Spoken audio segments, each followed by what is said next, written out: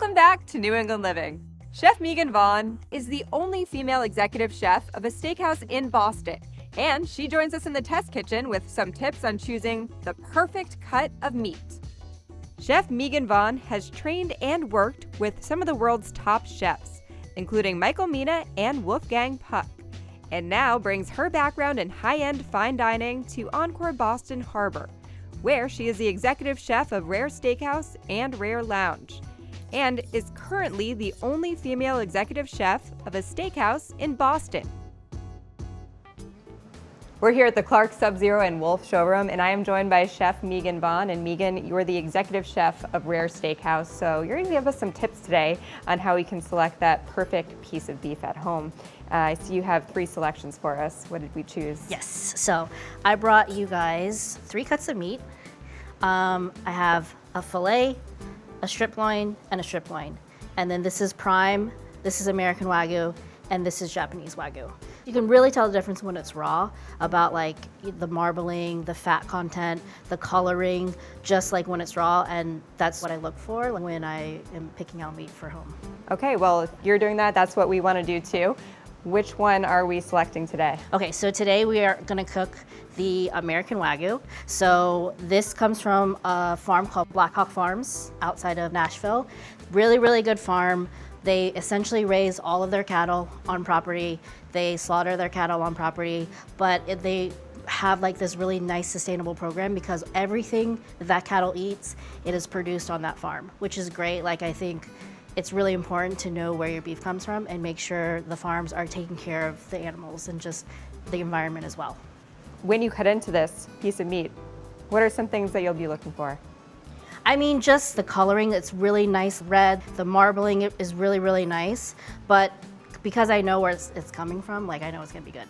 Sure. So. And because it's coming from you, we know it's gonna be good. Okay, so this is sort of just like what it looks like. One thing that's really important when I cook a steak, I use a really nice seasoning, and this is what we use at Rare. It's basically a sea salt seasoning, like sort of like a Montreal seasoning, but we use onion, garlic, paprika, a little bit of celery salt, and celery. Okay, amazing. Mm-hmm. And how long will this cook for? Honestly, it depends on like how thick the meat is, but I would say because these are sort of thick but small, maybe like 6-7 minutes. Okay.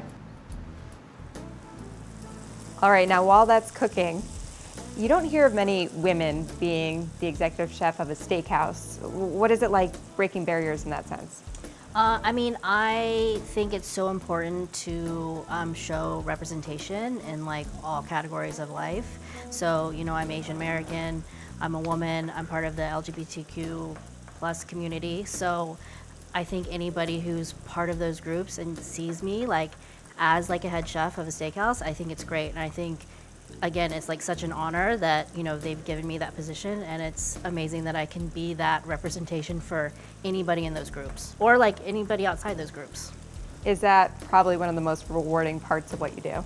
I think so. Actually, one of my line cooks in Seattle told me that they have never seen a woman, a head chef woman in the savory kitchen. It's always been pastry. Like you'll get so many head chefs that are women that are pastry, but you don't get a lot in the savory kitchen. So she was very excited, and I was really excited to work with her. So it was just sort of nice to hear.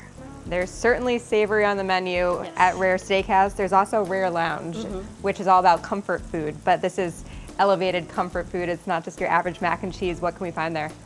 I mean, you can definitely get the dining room menu in the lounge, but it's a little more casual. So we have a really nice burger, but it's a Wagyu burger. And then we have fish and chips, but we get really nice like haddock, like fresh haddock for the fish and chips. And then of course you can get like all of our steaks. We have like oysters, shrimp, like it's a really nice smaller menu, but it's still really good. All right, it looks like we're getting close here. What's the finishing touches for this beef?